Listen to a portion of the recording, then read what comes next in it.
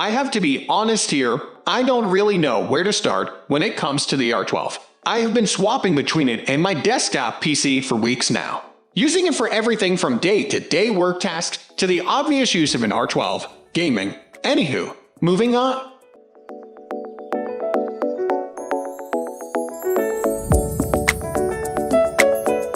The quickest way to describe the R12 would be compare it to the Hulk, a beast that will destroy almost anything that comes up against it. Almost. Back to reality.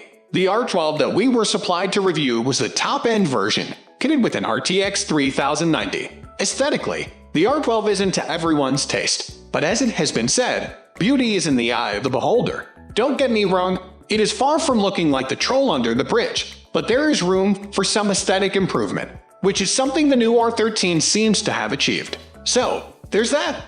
The front of the R12 has that signature Alienware spacecraft engine look enveloped in RGB lighting.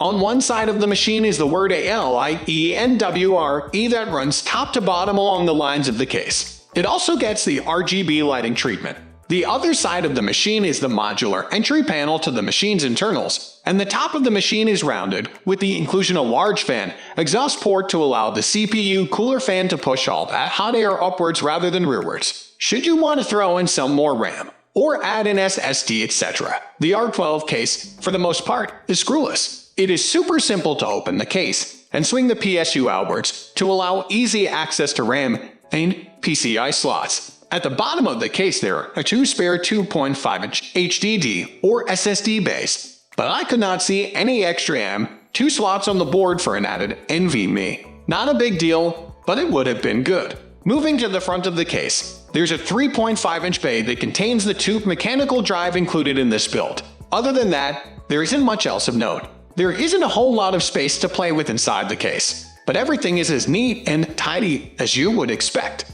It goes without saying that Wi-Fi is a standard inclusion on laptops, but desktop PC don't always have it included out of the box. It is becoming much more common now, but it is still not standard.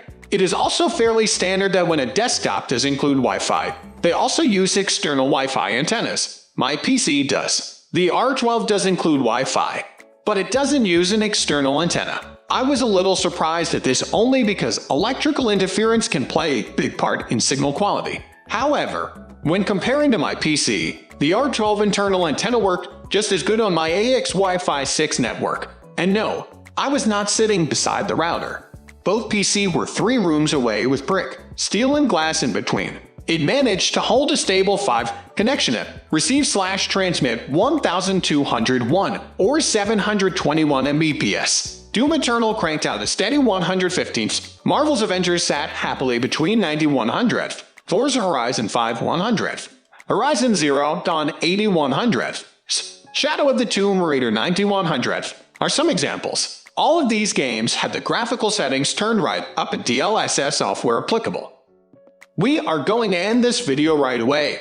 If you have any query or information to share, please leave a comment below. Thanks for watching.